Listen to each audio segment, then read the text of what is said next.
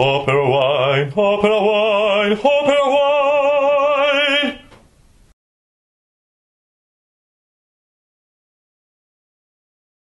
Pierangelo Tommasi, fourth generation of the family-owned company Tommasi, Valpolicella area, Verona, northwest of Verona. I actually present the great vintage 2007 of the Amarone Classico, which is the flagship wine produced in the Veneto region.